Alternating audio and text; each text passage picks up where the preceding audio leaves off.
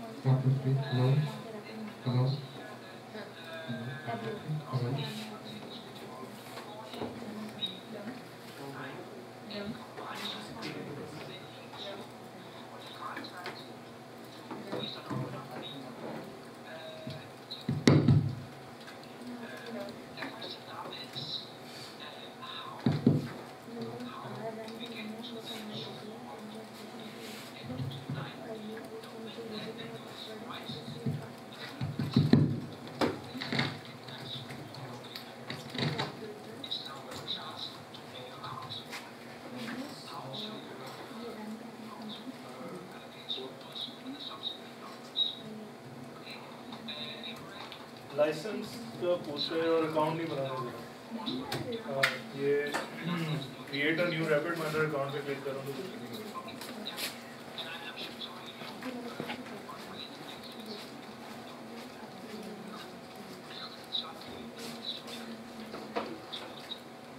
बाकी सब क्लिक्स चल रहे हैं। ये अब या तो आप क्रोम खोलिए फिर से अकाउंट कर देंगे वो वहाँ पे अकाउंट बन जाएगा तो यहाँ पे देने पड़ेगा तो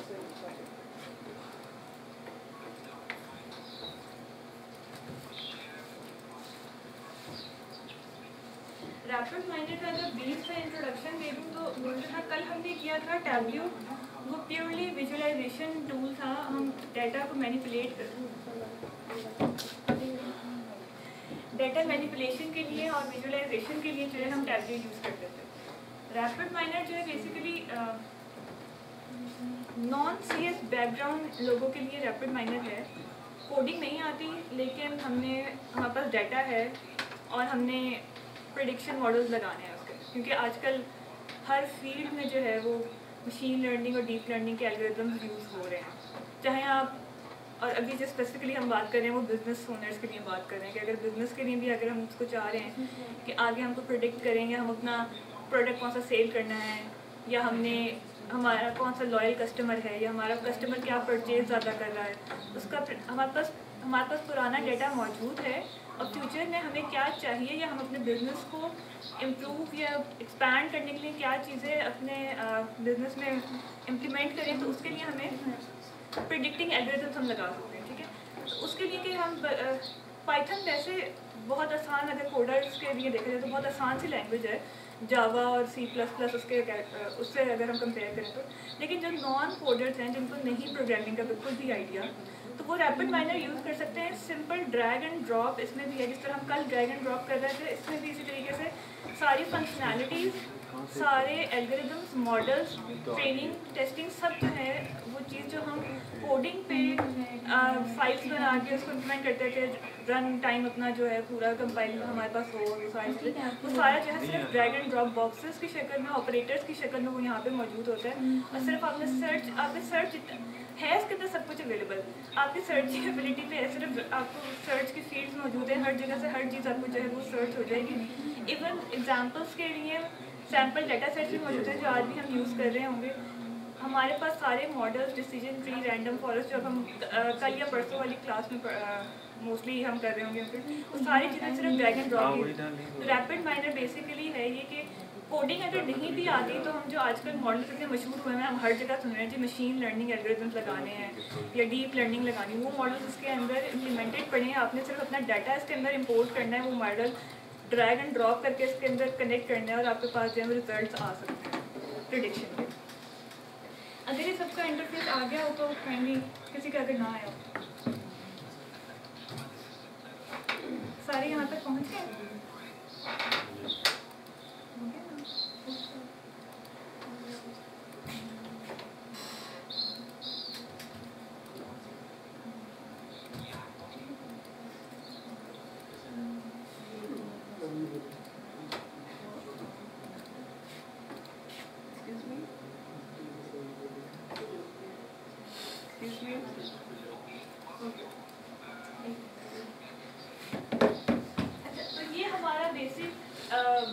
वर्क स्पेस एरिया होता है। यहाँ पे हमारे पास 3 कॉलम्स आपको नज़र आ रहे होंगे। ये बिल्कुल इस साइड पे रिपोजिटरी पैनल कहलाता है। यहाँ पे हमारे सारे रिसोर्सेज प्रेजेंट हैं।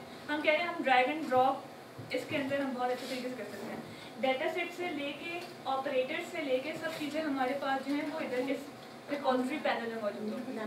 जो मिडल वाला एरिया है वो है प्रोसेस पैनल।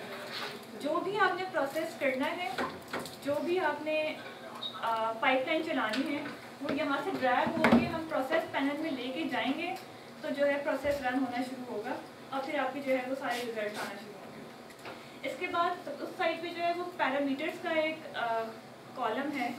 पैरामीटर्स बेसिकली हर ऑपरेटर के सर्टेन फंक्शनैलिटीज़ होंगी और हर ऑपरेटर की डिफरेंट फंक्शनैलिटीज़ होंगी। जब आप ड्रैग करके उसको यहाँ पे प्रोसेस वाले एरिया में लेके आएंगे, उसको क्लिक करेंगे तो उसके पैरामीटर्स साइड पे शो होंगे। अभी हम इसको एक्सप्लेन करते हैं। आप अगर सारे इस उस पर आने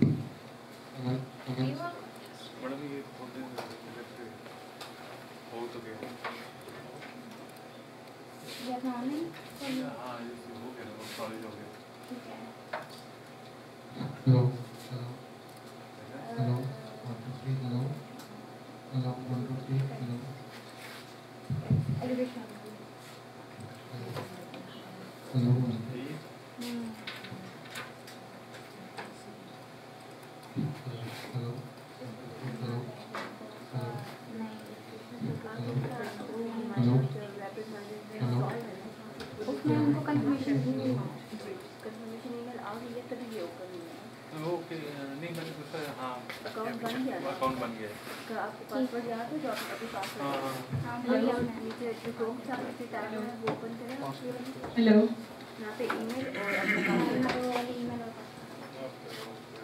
अकाउंट बनाते हुए एजुकेशनल पर्पस के लिए करने तो वो फ्री में अवेलेबल होता था आपको, वो वाला क्लिक कीजिएगा।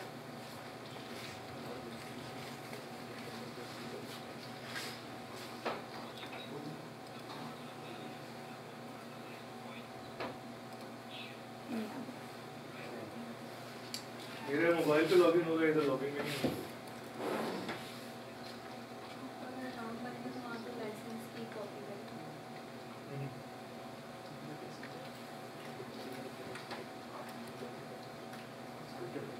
ये @ का मसला नहीं, वो तो ठीक है, मुझे लग रहा है मोबाइल पे लॉगिन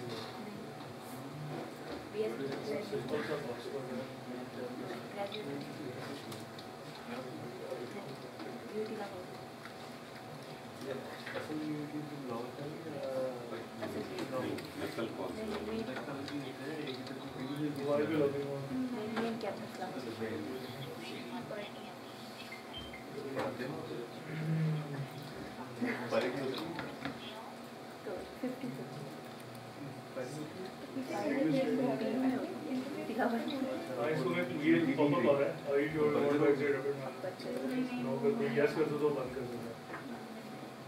तो हमारा 5 साल में आप ये दिखाओ जो साथ है पहले बैठ के स्वाद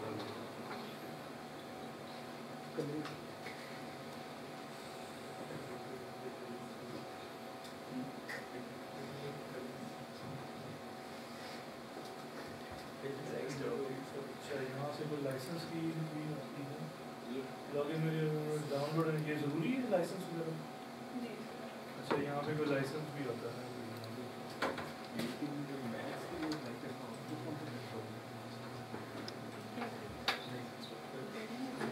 शायद आपके एफएससी की टेस्ट होता है, अब टेस्ट होता है। मैंने मैथ्स में अप्लाई नहीं किया था, सिर्फ अटेंडेंस वगैरह मेरे बच्चों ने इस तरीके की कोई तो मैंने करी, मुझे भी पता था उसको कैसे बताऊँ, आपको पता है वो क्या करेंगे, वो हिंदू कैसे चला गया वो ब्रांड कंप्लेंट कर दिया मैंने, पैसे दे दिए। हाँ, तो वो लगा हमारे वहाँ से एक बार क्लिक करके अपनी ईमेल आईडी से अगर आप कल लिंक को क्लिक करके अपना अब वहीं से आप यहीं से लॉगिन ईमेल आईडी डालें वहीं डालें पासवर्ड वो एफिलिएटेड कॉलेज से उनके पास है डिग्री कोई यूनिवर्सिटी में हो सकता है कैंपस से आई लेकिन पढ़ेगी वो यहाँ क्या करें फॉरगेट माय ईमेल और पासवर्ड अभी वही तो बार-बार लॉग पासवर्ड करेंगे क्या करें फॉरगेट भी नहीं चलो फॉरगेट करते हैं वो जो आपका वो जो है ना एज माइक्रोसॉफ्ट एज उस पर जाएगा इसको इसकी विंडोज पे जाएगा इसको जो भी कुछ करने का कैसे अच्छा इसमें ये ओपन हो गया अभी आप देखेंगे बहुत से टैब्स हैं ठीक है अब आप इसको इंसर्ट करने में और उसमें जाएगा वापस दोबारा से अच्छा ओके ये एज को भी कर रहा है देखिए ये मुझे नहीं चाहिए ये कह रहा है कि ये भेजिए लेकिन ईमेल नहीं है यहाँ पर देखिए लाइसेंस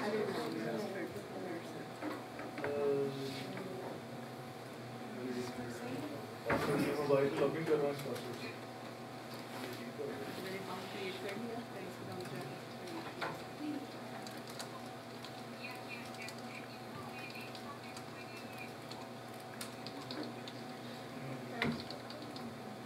नहीं मैंने और पासवर्ड नहीं मैंने बड़ा सिंपल सा पासवर्ड है मैंने इसीलिए ये पासवर्ड है यहाँ पे लगा दिया कॉपी पेस्ट कर दिया एक्टिवेट किया आपने पहले यहाँ से ये मैंने लॉगिन करके ना ये स्क्रीन आ रही है लॉगिन करके वो जो लिंक आता है ईमेल एक्टिवेशन ईमेल से एक्टिवेट किया था जो ईमेल पे लिंक है उसको मैंने क्लिक किया तो ये आ गई है स्क्रीन आ गई ये मुझे रेफरेंसेस और सब कुछ दिखा रहा है तो उसका मेरा अकाउंट तो सेटअप हो गया और कंज्यूमर किया है ये रील्स ऑलरेडी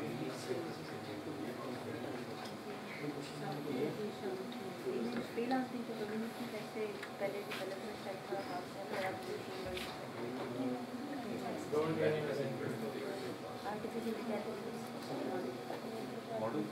नहीं मैं फॉरगेट पासवर्ड कर रही हूँ हाँ जी मैं फॉरगेट पासवर्ड ये as per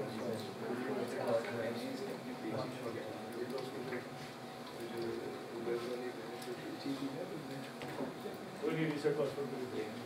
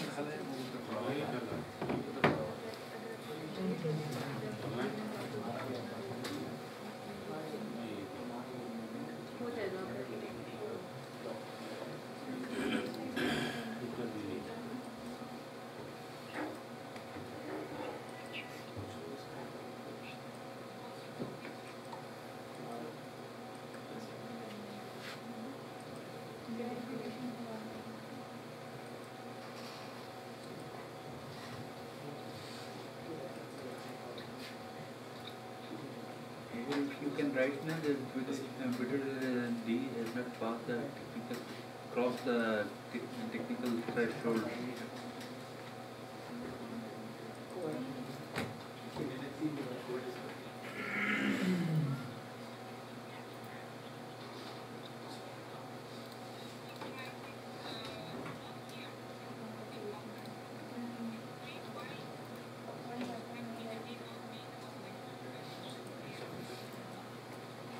Yeah, because he has not passed the technical.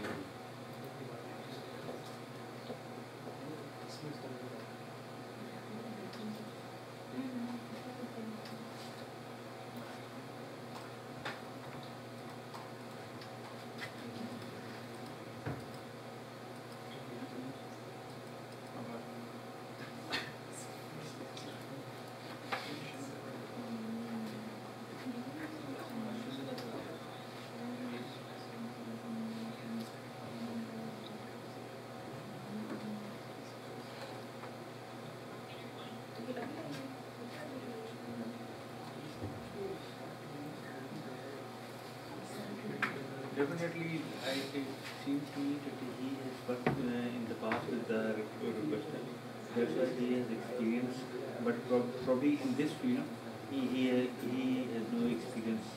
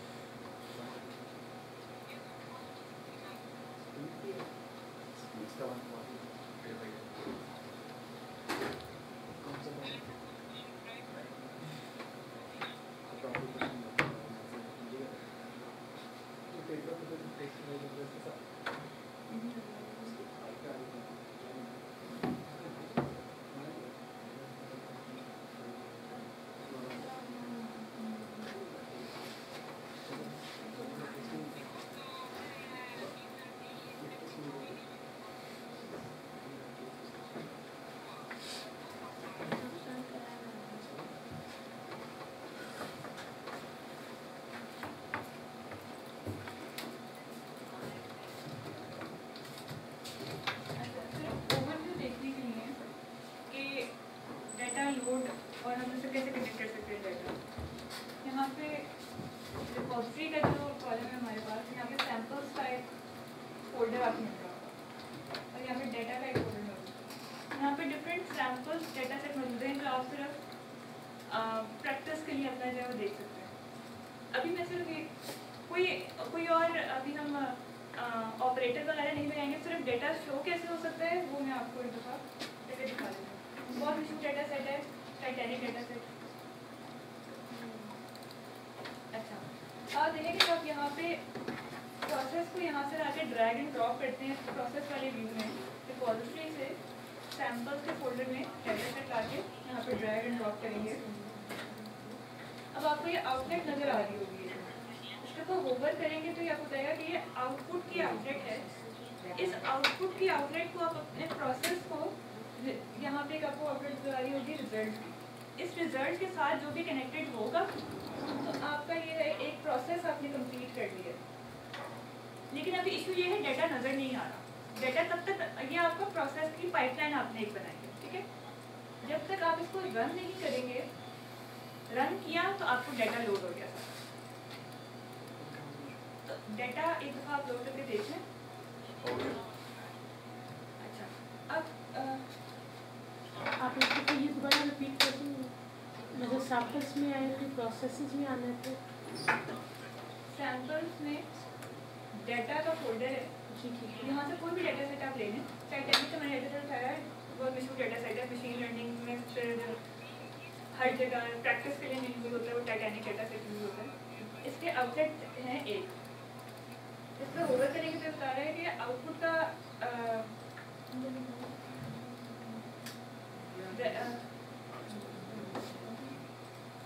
इस आउटपुट को आप जो है वो कनेक्ट करेंगे रिजल्ट के साथ और प्रोसेस रन करेंगे तो आपके पास रिजल्ट यहाँ पे भी होना चाहिए।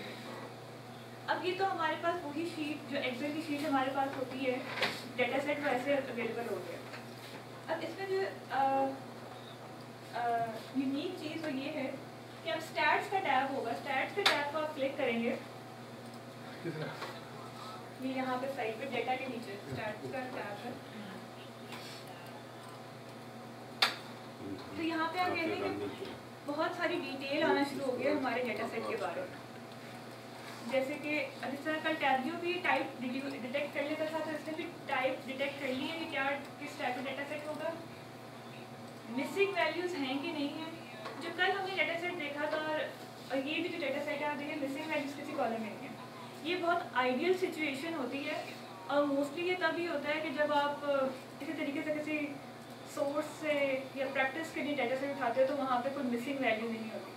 रियल वर्ल्ड सिनेरियो में जब भी आप डाटा सेट आपको कलेक्ट कर रहे होते हो तो हमेशा मल्टीपल फील्ड्स होती हैं जो या तो नल होंगी या एम्प्टी होंगी और बहुत सारी रीजन हो सकती हैं। वो कल के लेक्चर जो है वो बेसिकली इसी पे सारा देख रहा होगा। अभी इस डेटा सेट के साथ कोई नल वैल्यू नहीं है, लेकिन अच्छा और बहुत सारी जो है वो आगे डिटेल दी कि एवरेज और साइज इसको स्क्रॉल करके अगर आप करें तो ये सारे स्टैट्स जो हैं ये व्यू हो रहे हैं यहाँ पे। अगर हम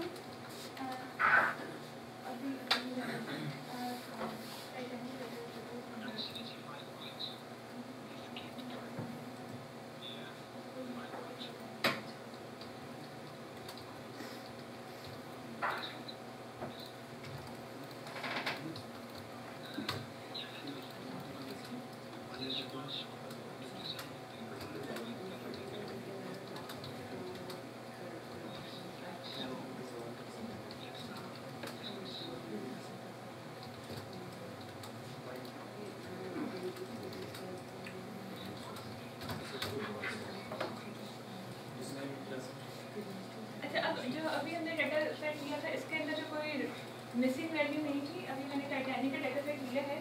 इसमें आप देखें तो कुछ फील्ड्स में क्वेश्चन मार्क नज़र आ रहा होगा, तो ये हम क्वेश्चन मार्क ये क्या है, इसका ये मतलब है कि हमारे पास यहाँ पे डेटा मौजूद नहीं है। तो उसने डिटेक्ट किया कि यार कॉलम जो एक फील्ड थी ये एम्प्टी है, तो देखिए इसने रिड्यूस कर लिया है कि एज के कॉलम में जो है हमारे पास मिसिंग वैल्यूज हैं, बहुत सारी मिसिंग वैल्यूज हैं। अब इसको मैनिपुलेट और इसके साथ हम इसको कैसे हैंडल करेंगे वो कल वाले लेक्चर में होगा। आज हम ओवरव्यू ले रहे हैं रैपिड माइनर का।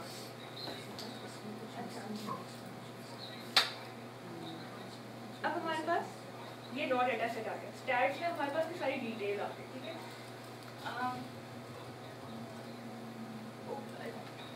अब ये है कि हमारे पास ये ऑप्शन ही देता है, आप इस एरो को क्लिक करेंगे ना तो विजुअलाइजेशन का ऑप्शन देता है।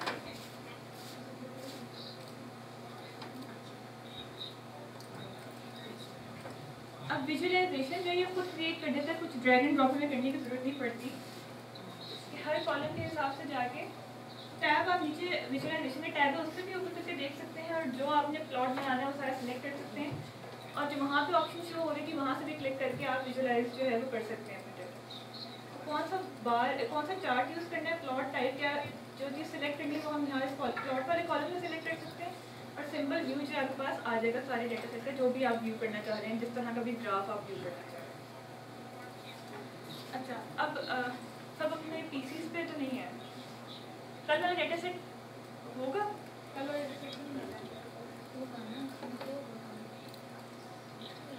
ना। अच्छा, कल वाला डेटा सेट जिस पे हम काम कर रहे थे वो अभी अवेलेबल होगा सबको? अभी तो हमने सैम्पल डेटा सेट एक यूज़ किया जो इसके अंदर ही अवेलेबल था, वो कर लिया इसके अंदर से। अब हम ये चाह रहे हैं कि अगर हमने अपना डेटा सेट एंटर करना है तो वो इंपोर्ट कैसे करना है। अच्छा, एक प्रोसेस आपने बना लिया तो आप उस प्रोसेस को सेव भी कर सकते हैं। तो अभी हमने ऐसी सैम्पल से डेटा सेट यूज़ कर लिया तो इसलिए हमने भी रिमूव कर दिया। तो आप जो हमने कल डेटा सेट यूज़ किया था वो हमारे पास तीन शीट्स थी, ऑर्डर्स की, रिटर्न्स की या पीपल की। वही हम डेटा सेट जो है यहाँ पे इंपोर्ट करते हैं। इंपोर्ट का बटन है, इंपोर्ट करके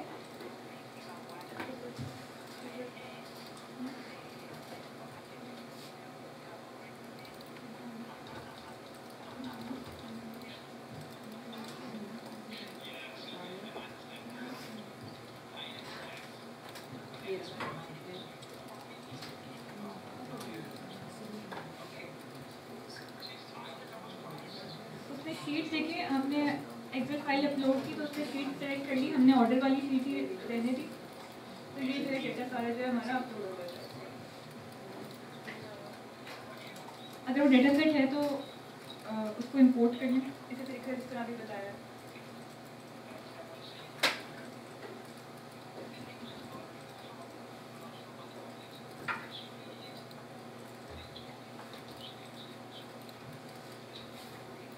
अच्छा, इंपोर्ट करने से पहले अगर आप डिज़ाइन में देखें तो हमारे पास ये लोकल रिपॉजिटरी का एक कॉलम आ रहा होगा। यहाँ पे ये आपकी रिपॉजिटरीज हैं जहाँ पे आप अपना डेटा सेट जो है अपने डेटा सेट वगैरह सारे रखते हैं। तो आप इधर नई रिपॉजिटरी बना सकते हैं या फिर ऑलरेडी इसी फोल्डर के अंदर आ जाएगा डेटा का, या फिर अपनी नई रिपॉजिटरी बना सकते हैं और अपना डेटा सेट जो है वो उसके अंदर इंपोर्ट कर सकते हैं।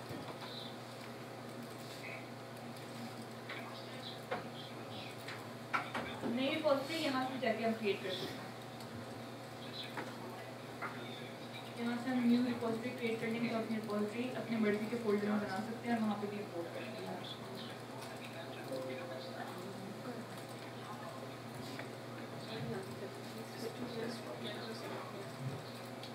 अब डेटा सेट हमें मेन व्यू में नज़र नहीं आएगा अभी। अब भाई हमारे पास रिपोजिटरी में आगे स्टोर हुआ डेटा सेट, वही हम इंपोर्ट करेंगे। रिजल्ट व्यू करने के लिए हमें अपना जो भी सैंपल होगा वो उठा के मेन प्रोसेस पैनल पे लेके जाना होगा और जो उसका आउटलेट है उसको रिजल्ट के आउटलेट से कनेक्ट करना होगा। ये हमारा अभी भी हमारा डेटा सेट लोड नहीं हुआ, अभी हमने एक प्रोसेस कंप्लीट किया है। उस प्रोसेस को रन करेंगे तो फिर हमारे पास सारा डेटा जो है वो लोड होगा रिजल्ट्स के। ये डेटा सेट अपलोड हो गया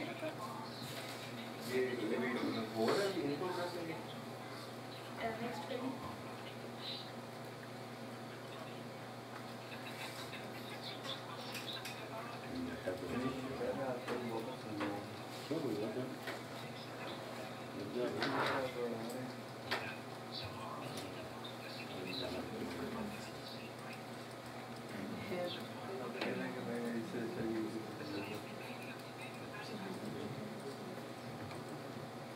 अब क्योंकि ये वाला डेटा सेट भी हमने सैंपल डेटा सेट से ही लिया था टैबलेट में भी।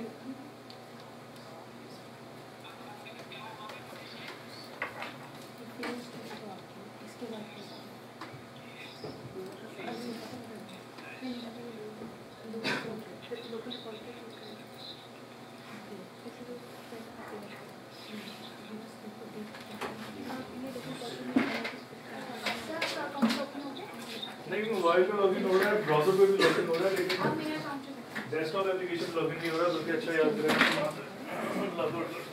लॉगिन किया देखिए मेरा नहीं, मैं उस सिस्टम पे ट्राई करता हूँ। मर्जी इशू ये देखिए मेरा ब्राउज़र पे भी लॉगिन मार्केट प्लेस तो ये मार्केट प्लेस भी बनाना है ना, ये वाला तो गलत है ना, मार्केट प्लेस का लगा हुआ कम्युनिटी यही है। ये देखिए मेरा ब्राउज़र पे लॉगिन हो रहा है, तो मैं किसी और सिस्टम पे ट्राई करूँगा क्योंकि credentials are working fine, but जो डेस्कटॉप एप्लीकेशन है वो शो नहीं हो रहा। जी जी बिल्कुल हो नहीं, अभी मैं ट्राई करके डाउनलोड्स में होगा ना। मैडम सिलाई कहाँ है कल वाला डाउनलोड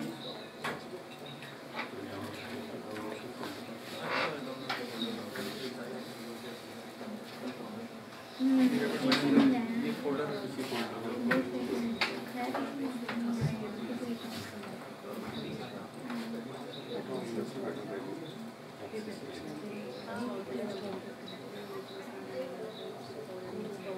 वो आएगी नोट करके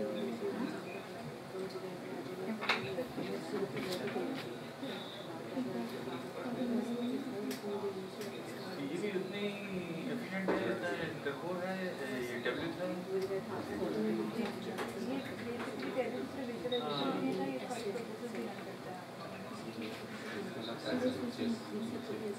अच्छा आप मेरी ये वाला सीख लें, टैबलेट ना सीख दोनों ही है। मेरे जैसे लड़ी नहीं किया फाइल सेलेक्ट कर लो क्या अभी फाइल टाइप्स मांग रहा है, एक्सेल फाइल्स अच्छा ठीक है।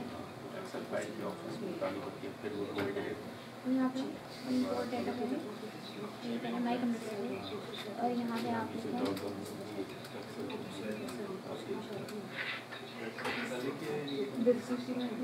वैसे डोमेन टू सेव किया था ना। इसी के राइट साइड पे लेफ्ट करो,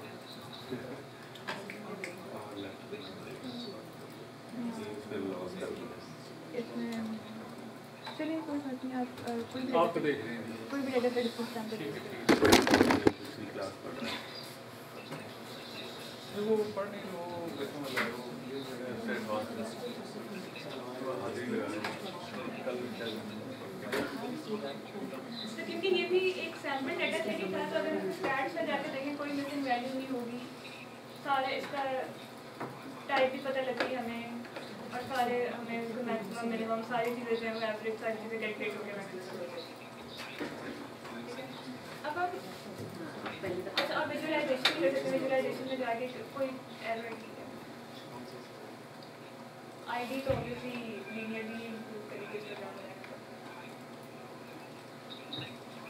क्योंकि विजुअलाइजेशन वगैरह हम कहाँ कर सकते हैं। अगर डेटा उसको खुद से भी ऑर्गेनाइज कर लेता है, एक्सेल शीट में मैंने किसी के टैग रखे नहीं हुए तो मिसिंग है अगर उसकी मैंने एक लेवल से इससे सारे क्वेश्चन मांगे, लेकिन ये बता रहा है कि अदरवाइज नहीं, इसी की कंप्यूटर की मैंने लॉग कर निकाली ना सिस्टम वाली, कह रहा है कि ये नहीं प्रोसेसर आईडी होती डाल के वो निकालना, इसका मतलब क्या ये खत्म नहीं हो सकता? ये अच्छा ये इसको कैसे हैंडल करने में कल लेक्चर में होगा तो कर दिया मिसिंग आप कहते हैं मिसिंग वैल्यू कैसे अपडेट करें। अच्छा विजुअलाइजेशन वगैरह इतनी सिंपल सी हो जाती है यहाँ पे, ठीक है। अब आगे जो है ना हम अपने ऑपरेटर्स जो हैं वो यूज़ करना शुरू करते हैं। ऑपरेटर्स में बेसिकली हम चाह रहे हैं कि अच्छा इनिशियली हम चाह रहे हैं कि अच्छा जो फिल्टर्स हम लगा रहे थे कल कैलकुलेटर में बड़े आसानी से, और सॉर्टिंग वगैरह अगर हम डेटा करना चाह रहे हैं तो वो किस तरह होगा। कल हमें फार्मूलाज लगाने पड़ रहे थे, खुद से फंक्शंस लिखने पड़ रहे थे, जहाँ पे ब्रैकेट का मसला आ रहे थे और उस पर कभी सम का स्मॉल फॉन्ट हो जाता था तो ज़्यादा बड़ा फॉन्ट हो जाता तो नहीं चल रहा था। इसमें बहुत सिंपल सी चीज़ है, सिर्फ ड्रैग एंड ड्रॉप ऑपरेशन है। अच्छा आप कोई भी डेटा सेट अपना एंटर कर सकते हैं। हम यहाँ अगर डेटा सेट अपना नहीं है टाइटैनिक का कर लेते हैं।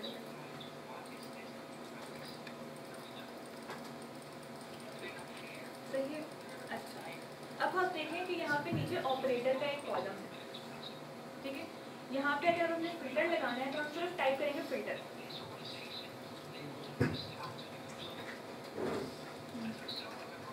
तो फिल्टर एग्जाम्पल्स जो है ये हमारे पास। अच्छा जो रैपिड माइनर है इसमें जो रोज होती हैं डेटा की उसको हम कहते हैं एग्जाम्पल्स, और जो कॉलम्स होते हैं डेटा के उसको हम कह रहे होते हैं एट्रीब्यूट। तो रैपिड माइनर में जब भी हम काम कर रहे हैं तो ये दो टर्म्स यूज होती हैं, रोज और कॉलम्स के अलावा। अच्छा अब हमने ये करना है, हमने ऑपरेटर लगाया फिल्टर, फिल्टर जब हमने रोज फिल्टर कर दिया, ठीक है। अब इसमें बात यह है कि क्योंकि ये पाइपलाइन है, प्रोसेस है, तो हमें जब भी हम नया ऑपरेटर ला के लगाएंगे दूसरे ऑपरेटर के साथ तो हम उसको लिंक ज़रूर करना है, ठीक है। अब अगर आप इसके आउटपुट पैनल में देखें तो हमारे पास 3 ऑपरेटर आ रहे हैं, 3 पैनल 3 पोर्ट्स आ रहे हैं। अब इन 3 पोर्ट्स के ऊपर आप होवर करें तो पहली पोर्ट है एग्जाम्पल की, ठीक है। इसमें ये बता रहे हैं कि जो हमने बीच में फिल्टर लगाया है अगर तो आपको वो डेटा चाहिए तो आप इस पोर्ट को जो है वो रिजल्ट के साथ कनेक्ट करेंगे या आपके अगले ऑपरेटर के साथ कनेक्ट करेंगे, ठीक है। या फिर अगर आप कोई कॉम्प्लेक्स काम कर रहे हैं और बहुत बड़ी पाइपलाइन है आपकी और आपको ओरिजिनल डेटा सेट चाहिए, आपको नहीं चाहिए जो फिल्टर डेटा सेट है, तो आप ये सेकंड पोर्ट करेंगे। इसका मतलब है कि जो ओरिजिनल डाटा होगा जो आपने इससे पिछले वाले ऑपरेटर से आ रहा होगा वही डाटा सेट आपको चाहिए, तो आप ये अगले वाले ऑपरेटर से कनेक्ट करेंगे। और ये तीसरी पोर्ट है वो है आप लॉगिन कर देती हैं जो यूजर आई थिंक अकाउंट भी आपका लॉग हो गया उसे अनलॉग नहीं कर सकते, वही ट्राई कर रहा है। कोई नहीं आप लॉगिन कर देंगे, हमें आगे भी यूज़ करना रैपिड माइनर, इसके बाद ही इसके बाद रैपिड माइनर 3 दिन करना ना, बस फिर आपका अकाउंट ही यूज़